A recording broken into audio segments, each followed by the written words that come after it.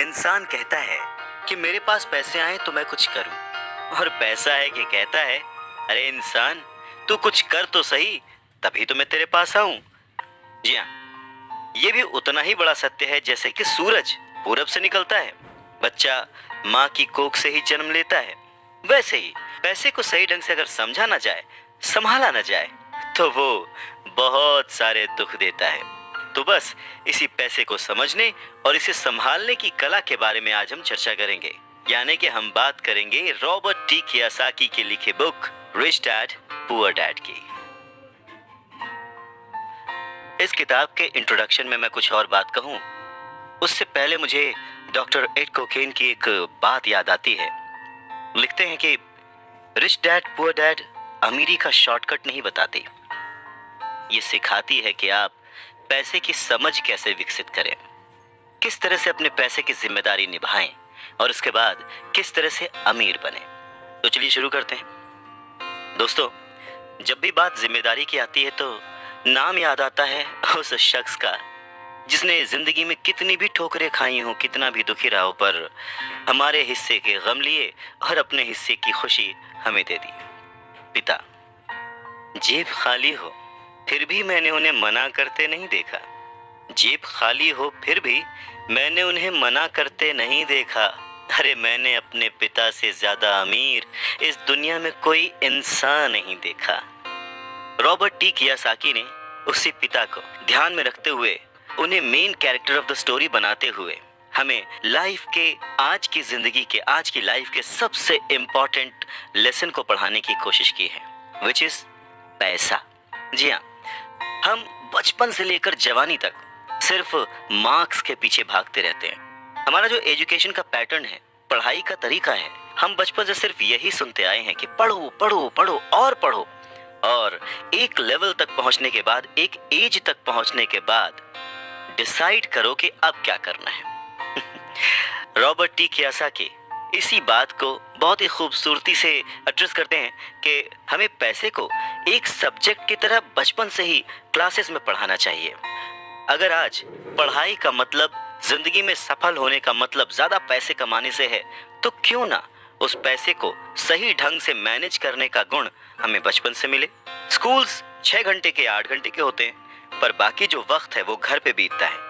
तो कहीं ना कहीं स्कूल हो या घर हो, बच्चे को बचपन से ही पैसे की अहमियत, उसकी इम्पोर्टेंस, उसकी मैनेजमेंट के बारे में अगर पढ़ाया जाए तो इसमें कोई भी गलत बात नहीं है। मुझे लगता है कि ये बात कहीं ना कहीं मिसिंग थी। शायद कई सालों से ये जद्दोजहद है कि इसे शुरू किया जाए, इसे समझाया जाए। बहुत सारी फिल्में बनी हैं इस पर, लेकिन आज भी हम मार्क्स मार्क्स और मार्क्स के पीछे ही भागते हैं। अगर हमें पैसे को सही ढंग से मैनेज करने की कला आ जाए, अगर हमारी समझ डेवलप हो जाए, तो मुझे लगता है कि जो आजकल के बच्चे हैं वो बड़े जब होंगे तो वो खुश रहेंगे। इंसान को कंप्लीट करने के लिए उसका परिवार, उसके अपने, उसके दोस्त, उसका रहन सहन सब बहुत जरूरी होता है। ये तो नहीं कह सकते कि पैसा ही सब कुछ है, पर हाँ, सब कुछ पाने के लिए पैसा जरूरी है।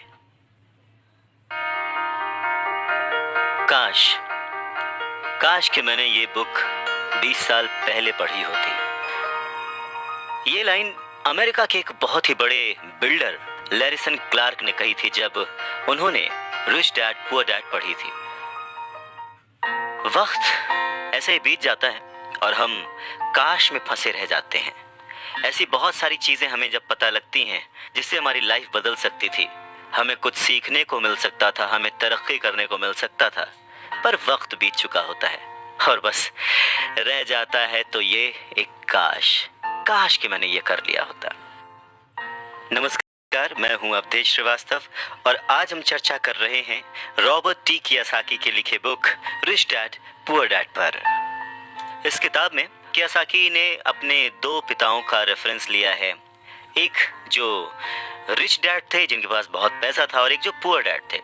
रॉबर्ट कियोसाकी अपने दोनों पिताओं को, दोनों डैड्स को बराबर का सम्मान देते थे, और उनके जो दोनों पिता थे वो भी उन्हें उतना ही प्यार करते थे। बहुत सारे लोगों के सवाल हो सकते हैं कि एक ही वक्त पर एक इंसान के 2 पिता कैसे हो सकते हैं, या कोई और क्वेश्चन। मुझे लगता है कि हम अगर इस बात पे ध्यान दें कि रॉबर्ट कियोसाकी हमें समझाना क्या चाहते हैं, तो हमारे लिए फायदे की बात होगी। हो सकता है उन्होंने ऐसा मान लिया हो सकता है उन्होंने अपने मन को पुअर डैड और अपने दिमाग को रिच डैड माना हो, या ये हो सकता है कि एक डैड उनके रहे हों और दूसरे डैड उनके किसी दोस्त के, कुछ भी हो सकता है। इम्पॉर्टेंट ये नहीं है कि ये जो डैड का रेफरेंस लिया उन्होंने, ये कहानी है या काल्पनिक है। असल बात ये है कि रॉबर्ट कियोसाकी हमें समझाना क्या चाहते हैं, हमें बताना क्या चाहते हैं। चलिए मान लेते हैं कि रॉबर्ट कियोसाकी के दो पिता थे और उनमें से एक बहुत अमीर थे, एक बहुत गरीब थे। तो रॉबर्ट कियोसाकी कहते हैं कि सोच जो है वो बहुत बड़ा रोल प्ले करती है, और इसी माध्यम से रॉबर्ट कियोसाकी कहते हैं कि हालांकि वो दोनों पिता उनके अपने थे, हालांकि वो दोनों पिता उनका उतने ही शिद्दत से, उतने ही मन से ख्याल रखते थे, उतना ही प्यार करते थे, अपनी जान न्यौछावर करते थे और हमेशा उन्हें सिखाने की कोशिश करते थे, जिंदगी में आगे बढ़ाने की कोशिश करते थे। पर ऐसा क्यों था कि उनके एक पिता अमीर थे और एक पिता गरीब? सारा खेल सोच का है, सारा खेल नजरिए का है। नजरिया ही इंसान को तरक्की दिला सकता है और नजरिया ही इंसान के जीवन की नाव डुबा सकता है। तो ये हमारे ऊपर है कि हम किस रंग के चश्मे को पहनकर कैसा मौसम देखते हैं। किसी शायर ने क्या खूब कहा है कि जैसा दर्द हो वैसा मंजर होता है, अरे मौसम तो इंसान के अंदर होता है। और उसी अंदर के मौसम को हमेशा बनाए रखने, अपने आप को पॉजिटिव रखते हुए, अपना नजरिया सकारात्मक रखते हुए अगर हम आगे सोचें तो कुछ अच्छा तो जरूर होगा। बातें और भी हैं, सुनते रहिए।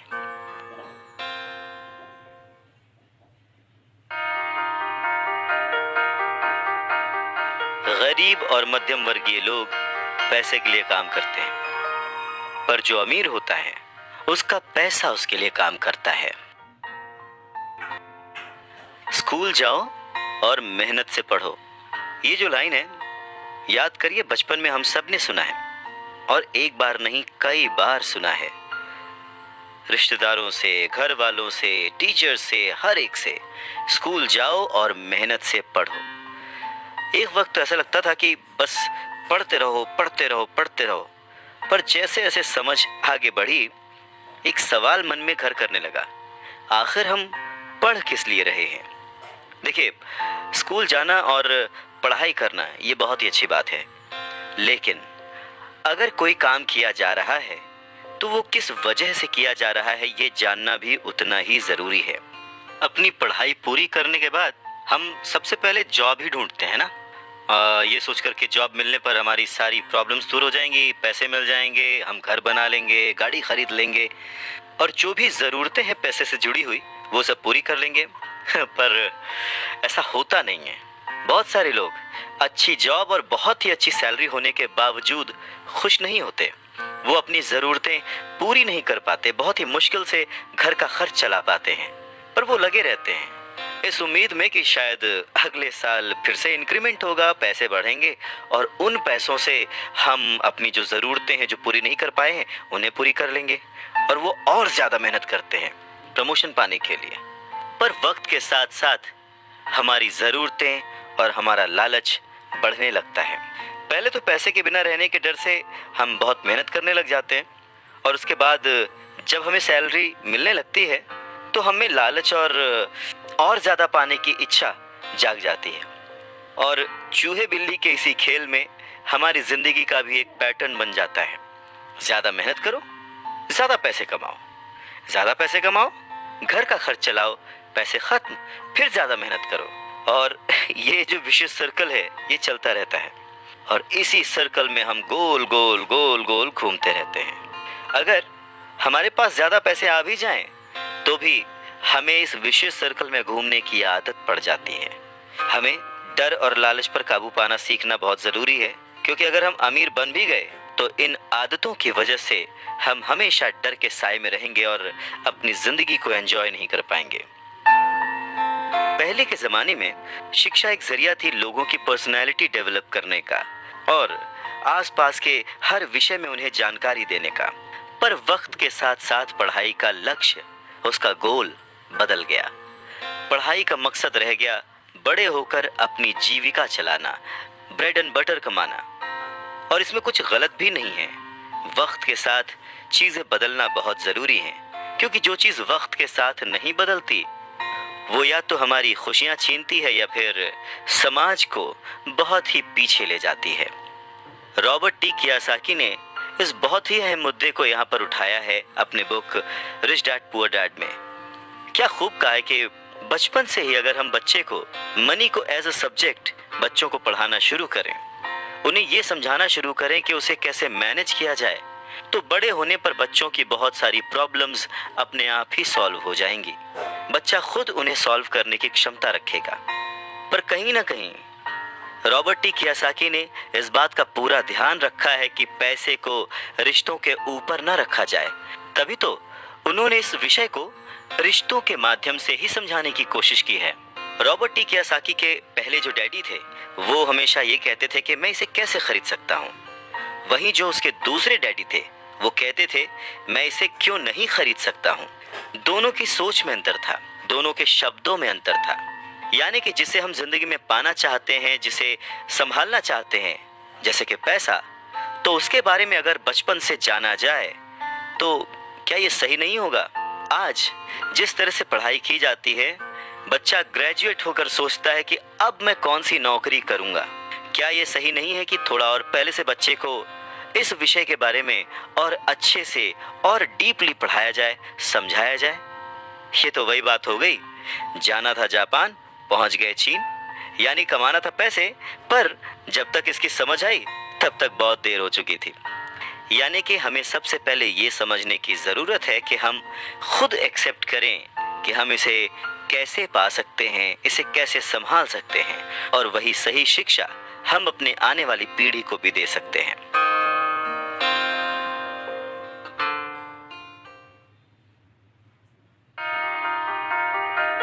अगर दिल्ली जाना है तो टिकट भी दिल्ली का ही लेना पड़ेगा।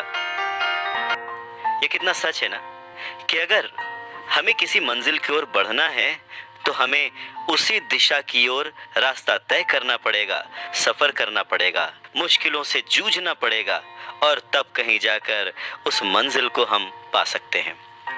धन संबंधी जो शिक्षा है उसके बारे में भी कुछ ऐसा ही है। धन कमाना एक अलग बात है, पर उस धन को सही ढंग से संभालना एक अलग कला है। पैसा एक तरह की ताकत है, पर इससे भी बड़ी ताकत है उसे संभाल कर रखने की समझ। पैसा तो आता और जाता रहता है, पर अगर आप ये जानते हैं कि पैसा किस तरह से काम करता है तो आप ज्यादा ताकतवर हो जाते हैं और आप दौलत कमाना शुरू भी कर देते हैं। देखिए, केवल सकारात्मक सोच से ही समस्या हल नहीं होती है। हाँ, ये जरूर है कि सकारात्मक सोच आपको उस दिशा की ओर बढ़ने की हिम्मत देती है। देखिए ना, ज्यादातर लोग स्कूल में पढ़ते हैं और वहां पर वो कभी ये नहीं सीख पाते कि पैसा काम किस तरह से करता है। इसीलिए वो पैसे के लिए काम करने में अपनी पूरी जिंदगी बर्बाद कर देते हैं। रॉबर्ट टी कियोसाकी कहते हैं कि उनकी ये पैसे से जुड़ी हुई शिक्षा, वित्तीय शिक्षा, जब वो केवल 9 साल के थे तभी शुरू हो गई थी।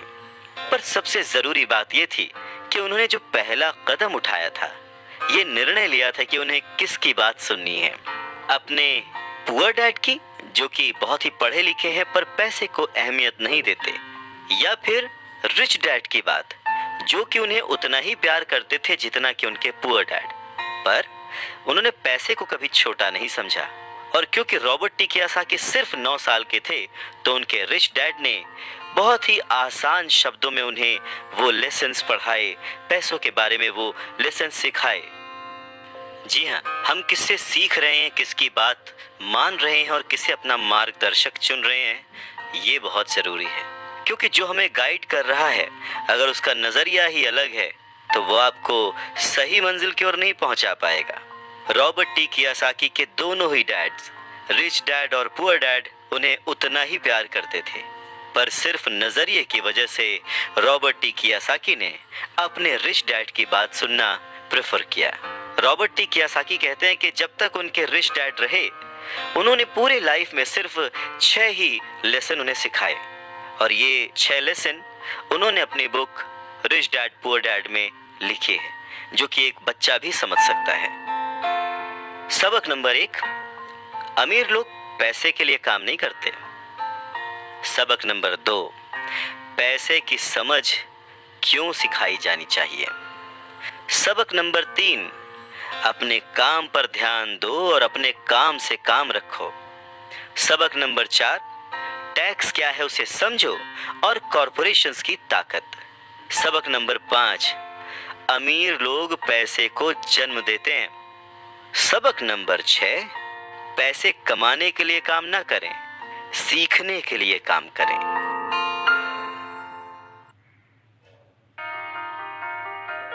अमीर लोग पैसे के लिए काम नहीं करते। ये समझने की कोशिश कर रहे हैं कि आखिर अमीर और अमीर कैसे होता जाता है।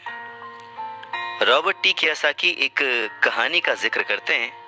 कहते हैं कि जब वो छोटे थे तो उन्होंने अपने डैडी से पूछा कि डैडी क्या आप बता सकते हैं कि अमीर कैसे बना जाए। ये सुनकर उनके पुअर डैडी, जो कि एक स्कूल में पढ़ाते थे, उन्होंने कहा कि बेटे तुम अमीर क्यों बनना चाहते हो। इस पर कियोसाकी कहते हैं कि कुछ बच्चों ने और उनके पेरेंट्स ने उन्हें गरीब कहा। ये सुनकर उनके पुअर डैड सोच में पड़ जाते हैं और फिर उसके बाद उनसे कहते हैं, देखो अगर तुम अमीर बनना चाहते हो तो तुम्हें पैसे बनाना सीखना चाहिए। इस पर कियोसाकी ने अपने डैड से पूछा, मैं पैसे बनाना किस तरह से सीख सकता हूँ। तो डैड ने जवाब दिया, अपने दिमाग से। और उसके बाद वो अपना चश्मा पहनकर अपना अखबार पढ़ने लग गए, जिसका मतलब ये था कि अब इससे ज्यादा मुझसे और कोई सवाल मत पूछना, क्योंकि मुझे इसके बारे में कुछ नहीं पता। इस बात को कियोसाकी पूरी रात सोचते रहे और अगली सुबह अपने सबसे अच्छे और करीबी दोस्त माइक को अपनी ये बात बताई। उन्होंने माइक से पूछा कि क्या वो ये पैसे बनाने वाले काम में उनके बिजनेस पार्टनर बनेंगे। माइक ने उनसे पूछा, ठीक है मैं तुम्हारे साथ हूं, पर तुम पैसा कैसे कमाओगे और हमें क्या करना चाहिए। इस पर कियोसाकी ने ठीक वही जवाब जो उनके पिता ने उन्हें दिया था, उनके डैड ने उन्हें दिया था, बता दिया कि भाई मुझे नहीं पता, लेकिन फिर भी क्या तुम इस काम में मेरे पार्टनर बनना चाहते हो। और फिर दोनों दोस्तों ने एक दूसरे का साथ दिया, बिजनेस पार्टनरशिप पक्की हो गई। कुछ दिन बीते, दिमाग दौड़ाया गया और आखिरकार उनका स्कूल जाना सफल रहा। स्कूल की क्लास में उन्होंने कुछ ऐसा पढ़ा था जिसे सोचकर कियोसाकी को लगा कि बस पैसा बनाने का फॉर्मूला तो मिल गया। और बस उसी आइडिया को फॉलो करते करते कियोसाकी और माइक ने ढेर सारा कच्चा माल इकट्ठा कर लिया, बहुत मेहनत की और अपने डैड की गैराज में उन्होंने कुछ सिक्के बनाए। और जब उनके डैड ने उन्हें देखा तो उन्होंने पूछा कि तुम क्या कर रहे हो। तब कियोसाकी का जवाब था, जैसा आपने कहा था, पैसे बना रहा हूं। तब उनके जो पुअर डैड थे उन्होंने कियोसाकी को कहा कि आओ मुझे तुमसे बात करनी है। कियोसाकी और माइक वहां सीढ़ियों पर बैठ गए, साथ में कियोसाकी के डैड और माइक के डैड जो कि रिच थे वो भी बैठ गए। यहाँ पे मैं आपको बताना चाहता हूँ कि इस पूरी कहानी में जो कियोसाकी ने अपने रिच डैड को रेफर किया है वो दरअसल माइक के पिता थे। और फिर बच्चों की इस हरकत को देखकर कियोसाकी के पुअर डैड ने अपनी बात को और डिटेल में समझाया और अपनी बात को करेक्ट किया। पहली बार उन्होंने बच्चों को बताया कि गैर कानूनी क्या होता है। बच्चों को लगा कि जो उन्होंने किया वो सही था, पर जब उन्होंने जाना कि ये अलाउड नहीं है, सिक्के छापना अलाउड नहीं है, उसके पीछे कई तरीके होते हैं, कानूनी गैर कानूनी, ये सब बातें जब बच्चों ने समझी तो उनका मुंह उतर गया। फिर उन्होंने पूछा, तो फिर हम अमीर कैसे बन सकते हैं। तब कियोसाकी के डैड ने उनसे कहा कि अगर तुम्हें सच में अमीर बनना है, रिच बनना है, तो तुम मुझसे नहीं माइक के डैड से पूछो।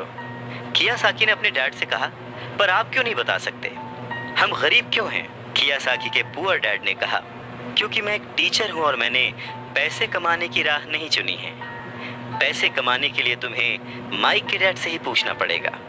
क्या खूबसूरत बात समझाई है कियोसाकी ने कि अगर हमें कोई पर्टिकुलर गोल अचीव करना है, कोई लक्ष्य प्राप्त करना है, तो हमें रास्ता भी सही चुनना होगा, मार्गदर्शक भी सही चुनना होगा। कहते हैं कि सफल होने के लिए मेहनत करना बहुत जरूरी है। मेहनत तो एक मजदूर भी करता है, पर सफलता पाने के लिए, सक्सेस पाने के लिए सही दिशा में सही स्ट्रैटेजी के साथ मेहनत करने से ही सक्सेस हासिल होती है।